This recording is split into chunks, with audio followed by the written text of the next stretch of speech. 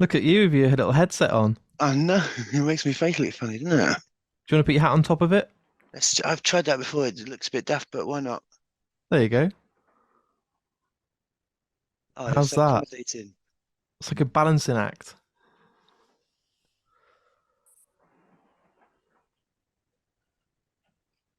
I'm going to take it off. It's going to fall off. Yeah. No trouble. So what's going on? It's all good. We're going to just do a nice little podcast. I've done 300 episodes so far, and the podcast itself has been going 7 years and had nearly 5 million downloads, so it's all good. Okay. So what I'll do, I'll start recording now if that's good with you, Mm-hmm. and then yeah, we'll go from there. Is that all right? Yeah, okay.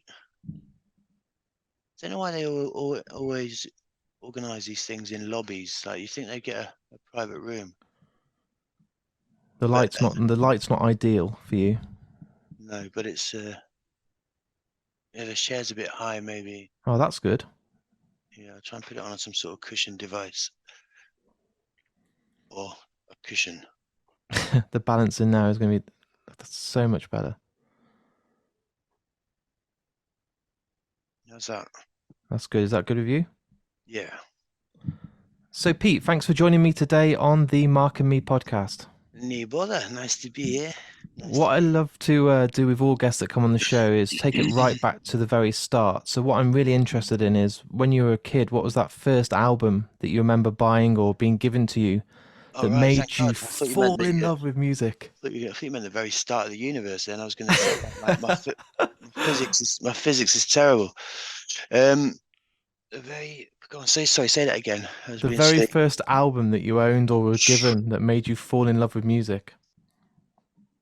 Uh, I think I can distinctly remember a moment when um my mum was asking me to Hoover, help her to Hoover. Maybe I was 8 or 9.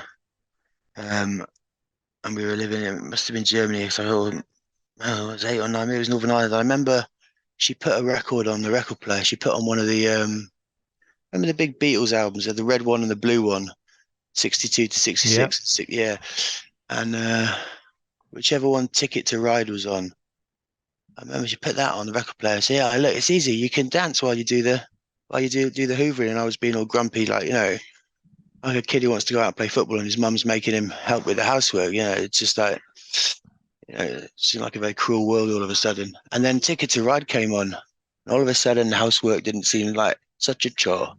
You know what I mean? No, just hearing that guitar sound. Like first of all, the little crackle of the record player, and then that guitar sound. You know what I mean? Boom, boom, down, down, down, down, down. Oh, that's Day Tripper. Sorry. Down, down, down, down, down, down, down, down, down.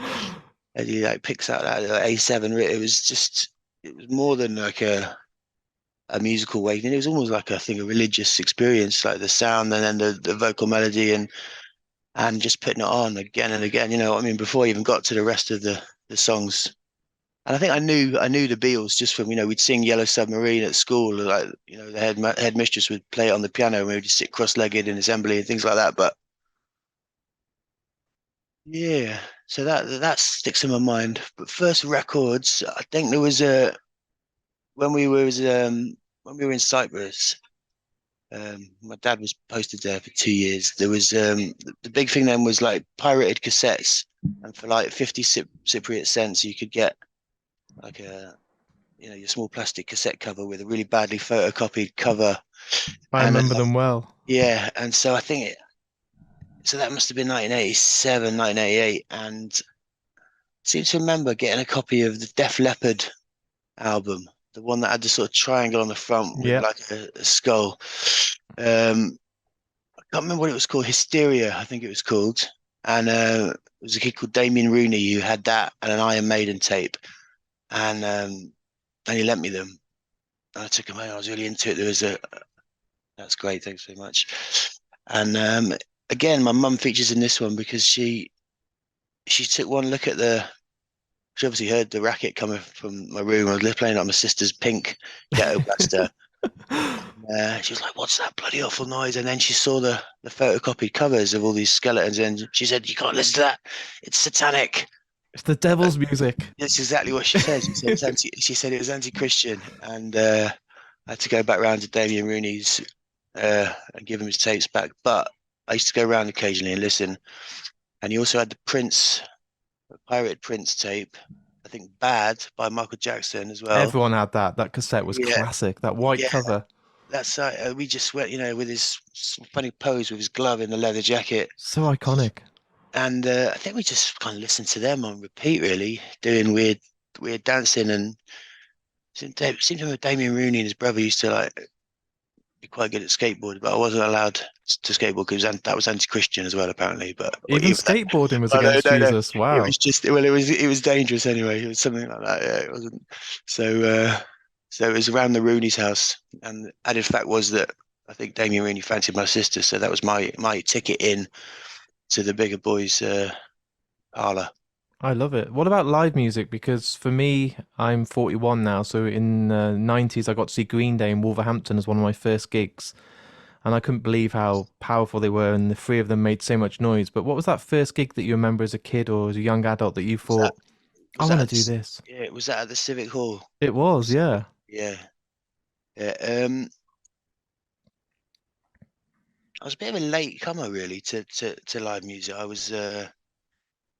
It wasn't really in my sort of at home. It wasn't really a thing, the music world. And at school, when I went to school for a while in Coventry, so I got there when I was about 16, and it was Britpop was exploding everywhere, and people would be going off to concerts. Like I think my sister went to see Oasis, people going to see Echo Belly, Blur, Pulp, coming back with the t-shirts. Always at the Civic Hall or Leicester de Montfort, or people who go as far as Sheffield, um, and I was sort of conscious of not really being allowed to, sort of trusted to go out at that age and like being sort of confined to the barracks a bit. But there were a couple of forays, like, and for me, they were like sacred, more like pilgrimages than going to a concert. I think Morrissey was playing the Battersea Power Station.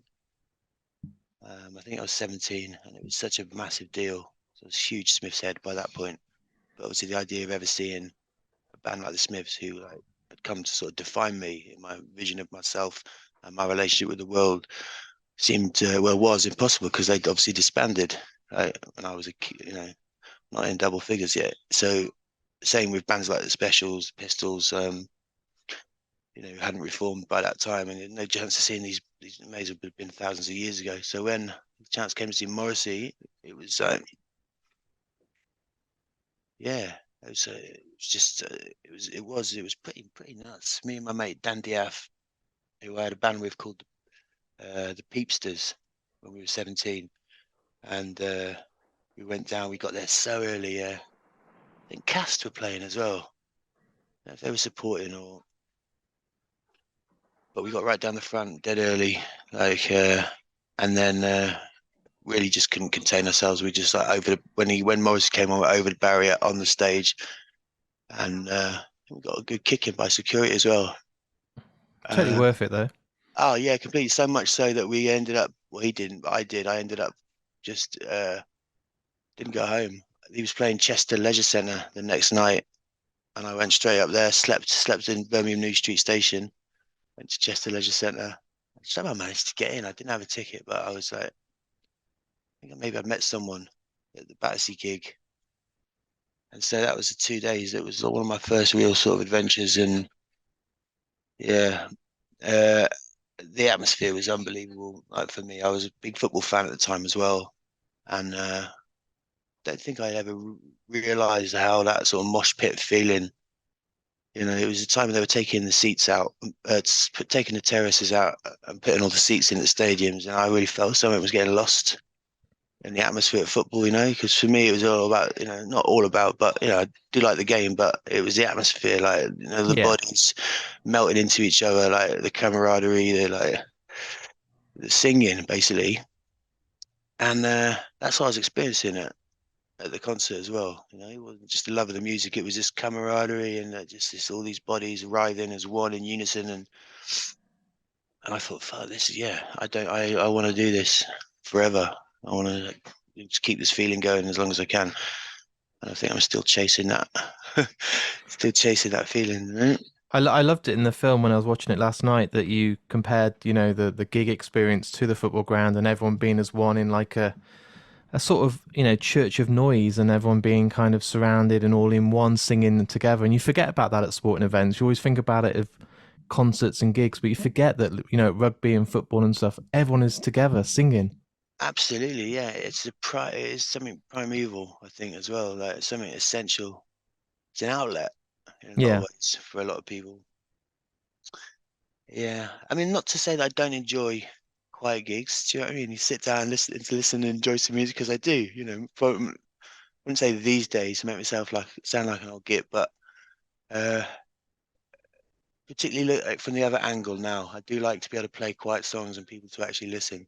You know what I mean? Rather than like, oh, get your knob out or whatever. You know what I mean? I'm getting older. I like to sit down at a gig now so I I can know. actually Do you know? enjoy my beer and Do sit you at know a what I mean? table. It's like, will you stop enjoying yourself? Do you know what I mean? Yeah, you're having too much I love fun. it. Sit Quiet down. down. Yeah, yeah, Are you able to yeah. turn the camera up just slightly? At the moment, I'm chopping your head off, and I'm like, "That's better. Look at that. Is that all right?" That's fine. Yeah, yeah. And can you Yeah, I put the don't think that mic a could bit be. closer as well? It's really quiet at times. It just now you're Yeah, that's proper. Look at that. Do you feel like Britney Spears with the head mic? in many ways. I feel like Britney Spears. Uh, I won't follow that parallel up to its corny, smutty conclusion. But oh,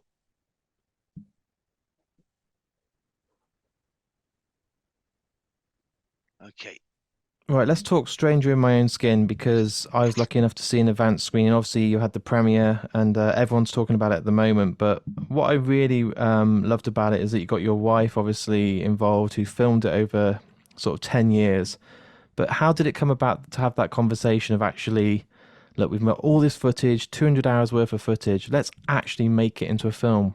Yeah, can I just? I'm not being pedantic, but can I just jump in there? Of course, It's not like I've got my wife involved. of course, She's no, she's got what I mean. She's got me involved. yeah, You know what I mean? This was supposed to be my weekend away, like watching her, like sitting back in the hotel room while she does all the legwork. But she's got me, like, in running around doing all the promo and stuff. You know what I mean? So it's like she's kind of roped me in rather than me getting her involved. That's the way it feels. Um, the footage, yeah, I think she's just very dedicated to her craft. I yeah, think. I mean, it wasn't. She didn't want to just do some vox pop. Uh, what's the word I'm looking for? Puff piece. You know what I mean? I think she had a vision. I think she denies it or she's loath to admit it, but I think she had an idea from the start, definitely in her heart, that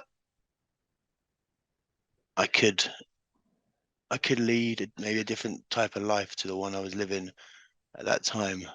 I mean, it's a hell of a gamble, really. If you're going to make a film that is, in a very broad way, is about someone getting clean or cleaner,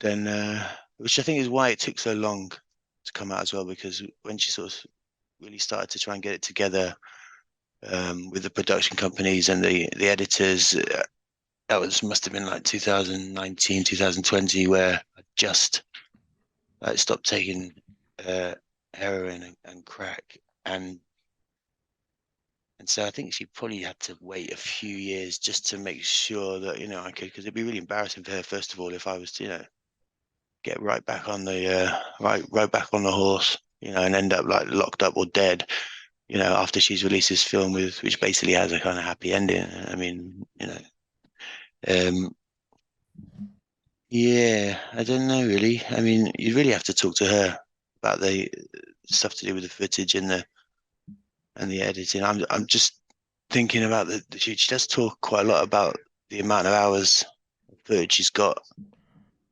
I mean, it adds up though, because quite a lot of that is where she's at one point she might have hired 4 or 5 cameras to film a certain gig. Do you know yeah. what I mean? So it all adds up as footage. But she keeps saying, I've overheard her in interviews saying that you can't make you can't make a half decent documentary with a couple of hours of footage unless you're the luckiest filmmaker in the world. You know what I mean? She says often she'd be filming for weeks and that she'd get nothing. Do you know what I mean? You know, So Would she come and see you and be like, "Look, are you happy for me to put this in?" or share footage and say, "What do you think of this?" Or were you kind of just like, it's "I'll strange. leave and It's trust this strange, with you"? strange that happened. Really, I think that there was a lot of it that we had this sort of idea this idea a long time ago, before really the documentary idea, where we were going to do a. We wrote some scripts together, and we used to get mostly friends, because the things that she could never ever film, like inside prison, for example, like Yeah, trying to capture those scenes in my life, or inside the van that takes you from the police station, the sweat box takes you from the police station to the court, where some interesting things had happened, and she was like, I wish we could film that. So, well, let's recreate it. And other things like police station and crack houses as well, where you just can't film, So we tried to recreate some of that. So we wrote scripts and got people like to act them out. None of that made the final cut though. I think no, the production company didn't want any of that. They thought it was a bit strange. It was quite strange actually, kind of trippy and weird and a bit dark. But that was really my initial interest in being involved. The other stuff, I'd just say, well, when we became mates, and I'd find myself in Paris, or she'd be in London doing something else. She worked a lot in England at that time with the Kubrick Foundation, with Stanley Kubrick's widow, Christian. She'd stay there a lot, and uh, she was like working with their archives, which is another reason I really trusted her as well, because I knew how private and sort of purist Christian Kubrick was with Stanley's yeah. work and his reputation. And so the fact she was trusted with, like, kind of the keys to everything and to edit stuff, I thought this girl must have something special about her. So I never doubted that. And anyway, so when she'd be in England, I'd invite her around basically, and we'd sort of just film crazy things mostly that I wanted preserving and someone I could trust. And she wasn't really so much interested, didn't really seem so much interested in that, like some of my stunts, or like, you know, weird, like mostly like taking a guitar into the forest and stuff like that. It's more like the day-to-day creative stuff, and something that's very difficult to film. You know what I mean? Someone just sitting and writing. Definitely. Uh, I'm not sure really, even if it's possible to be completely natural until you've got a year's worth of trust and friendship built up. Um, How did it feel watching it back? Were you kind of like, the whole world now can kind of see my diary for the whole world to read? I think I did that a long time ago. Really, Yeah. gave the world my diary. Yeah, yeah, from day one, I think. But a lot of people aren't. They're not that way inclined. They don't read books, or they haven't got the interest, or it's just not part of their. For me, it's all about the written word. You know what I mean? I don't not really. I find that a very powerful thing. I never thought I succeeded visually. Been able to express myself. Never really been happy with videos. Although I will say this isn't a plug, but the new Libertines single "Run Run Run," Which is out the, now. the video for that with Jeff Bell. Jeff Bell plays a taxi driver. It is probably one of the best videos we've ever done.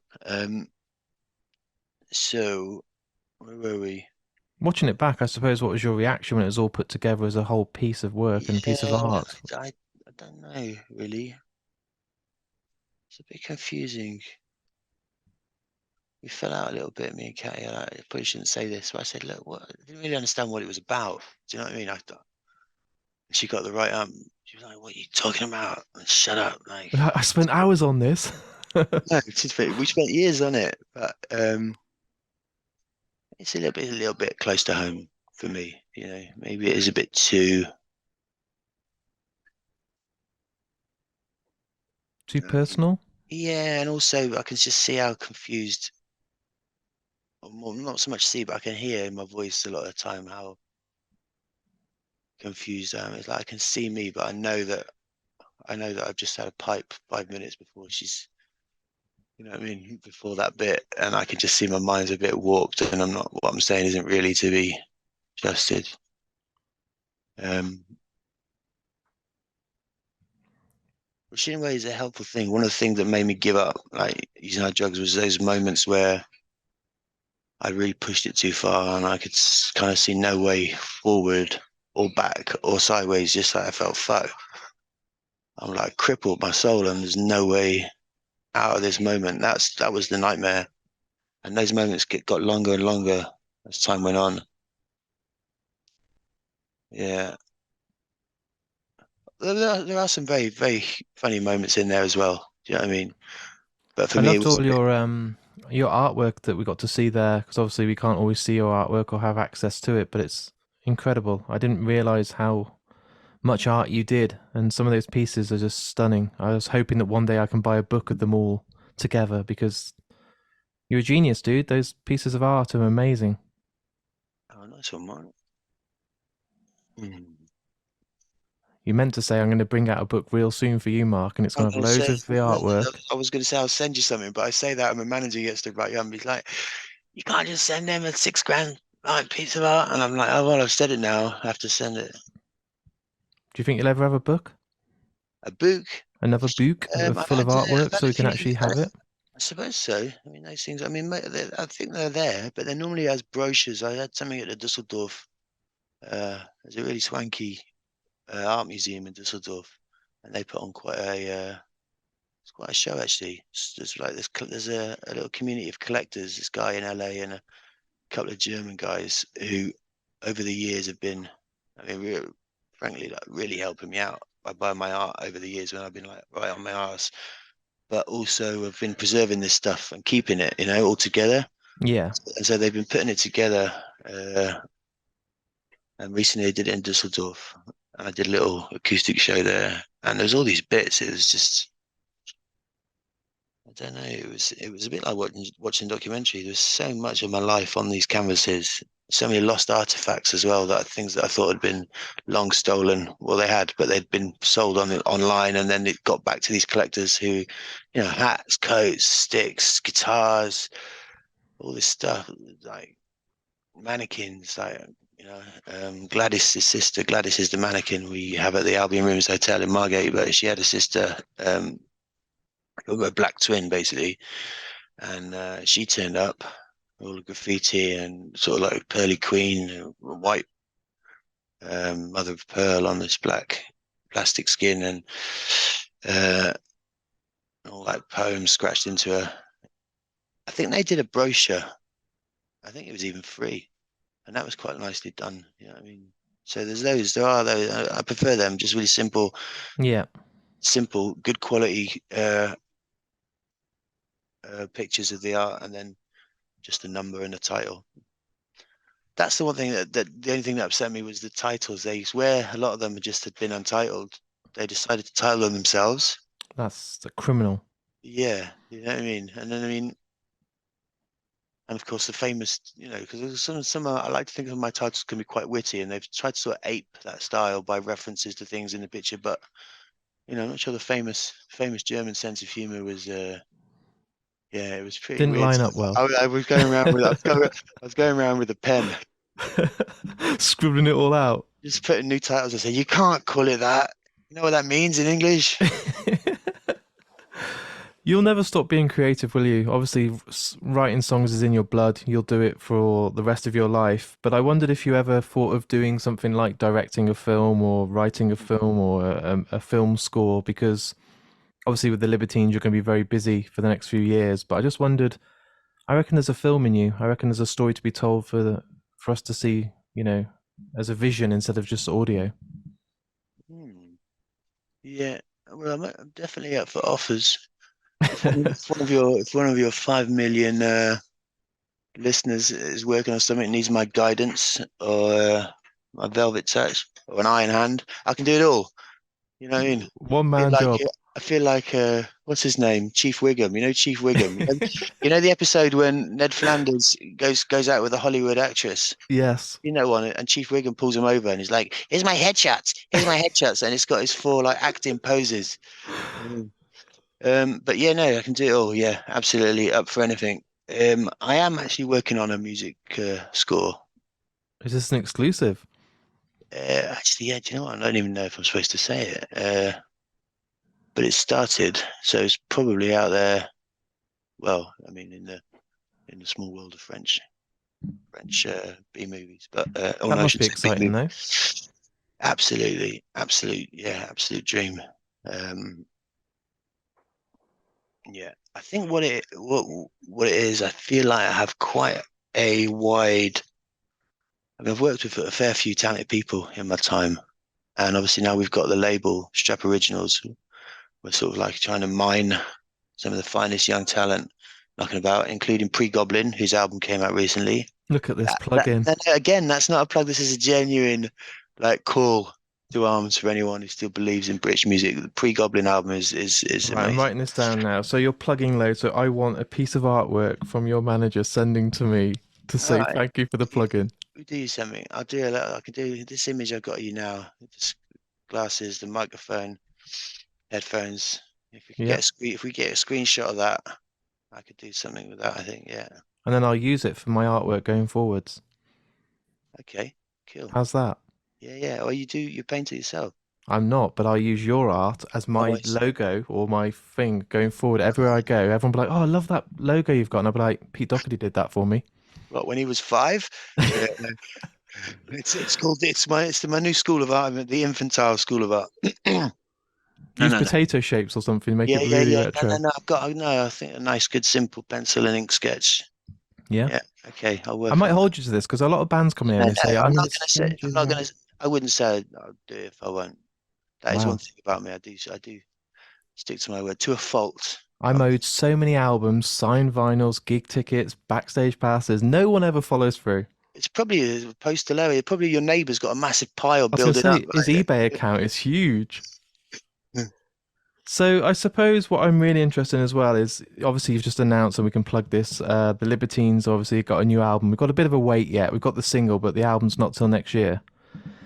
How does it feel right now to be completely clean doing the Libertines, going out there with a completely fresh face, thinking to yourself, let's do it all again? wow. Okay, I'll be honest with you. I'm gonna make myself all emotional here. But when I see Carl's face, the way he looks at me when I'm Yeah. clean is yeah,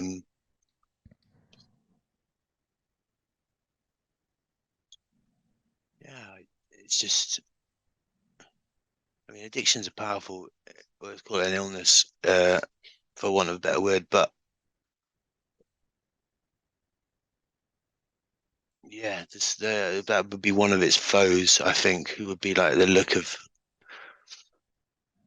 It's not the same with uh Katya or my mum or other people I've been close to because even when I was at my lowest, they were still, they could still, I wouldn't say tolerate me, but would be there, for me.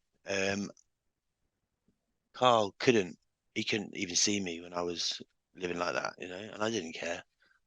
It's such his nature addiction, but for him it was a really important thing. So for him now to, or he just maybe he won't actually say it, but he'll just sort of give me like a thump on the shoulder and sort of look away and say, "Yeah, you're looking all right, mate." When I know what he's saying is, I like to think what he's saying is, you know, well done, basically. Yeah.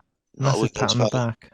Yeah, basically, I mean, sometimes it takes for him to get, out of it himself in order to really speak his heart. But because he's sober, you know what I mean? Because he's sober, he can't, uh, I didn't think we'd have tears before half cheers, 11 this morning. cheers before lunch. Yeah. So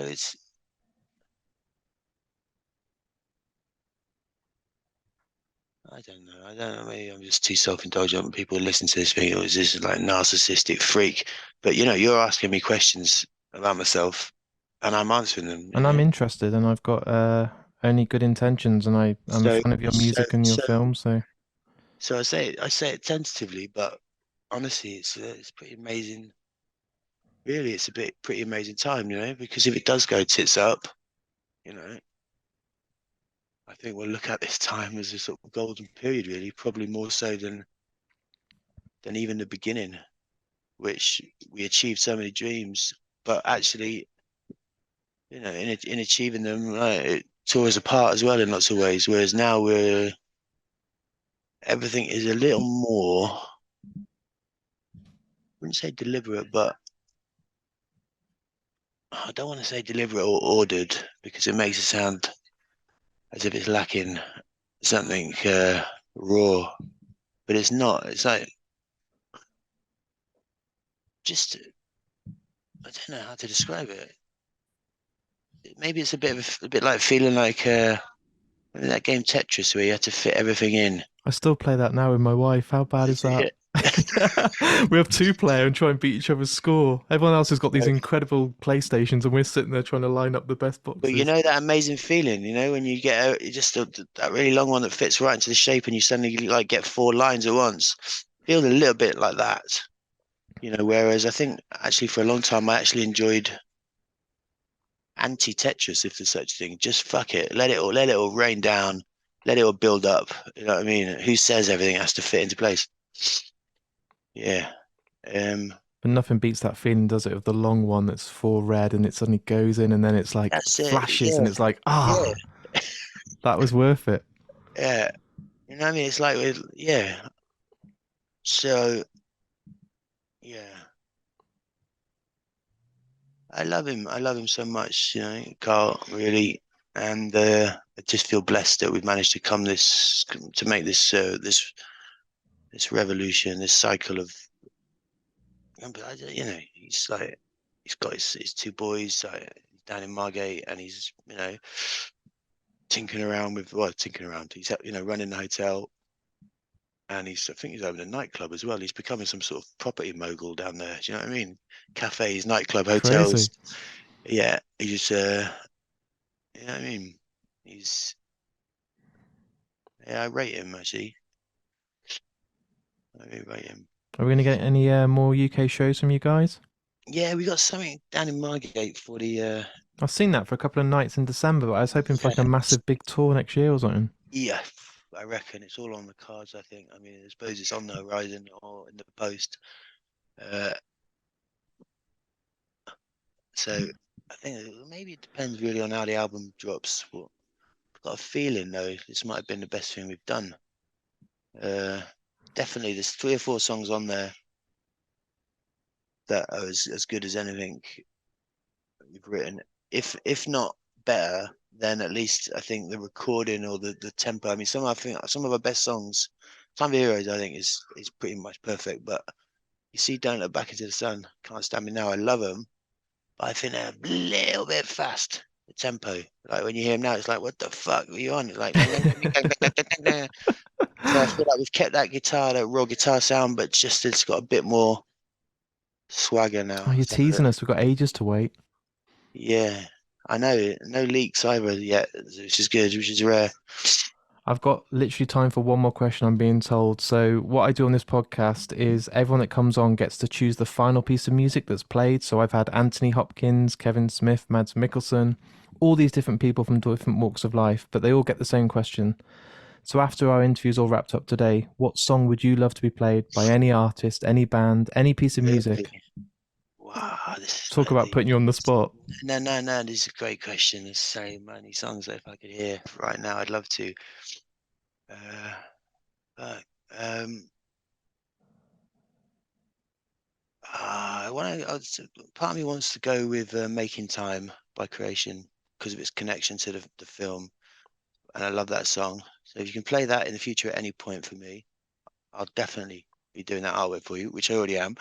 But I think now with a slight twinge of melancholy in my heart, I think I'm gonna have to go for a Towns Van Sant song. It's gonna have to be Pancho and Lefty or Waiting Around to Die. Nah, it's kind of an impossible choice. Maybe there's a live version where he runs from one into the other. I could Um, mix it. I could have both signing of. I could start the interview with a little snippet of one and then end no, with. no, it's got to be the whole song. Otherwise, it's like they're stories. These songs you can't have snippets. So you probably want the shorter one, right? No, you people have chose 22-minute B-sides from Yoko Ono, so you choose. Really? Okay. Well, can I have Waiting Around to Die and Pancho and Lefty? If you give me a piece of artwork, I'll put both back to back. How's that for a deal? All right, I'll knock you something out. I'll knock you something out after this. All right. But I need a screenshot of this exact Let me angle. do it now, okay? Okay. One sec.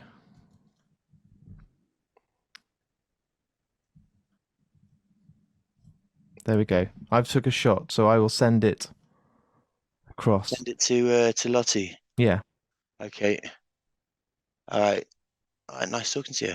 it's been a pleasure. I hope one day our paths can meet in person. Yeah. I'll buy you a coffee and we'll sit down and continue talking. All right. Nice one, Thank you Mark. so much for your time. No trouble. Take care. Lots of love. Bye. Bye bye.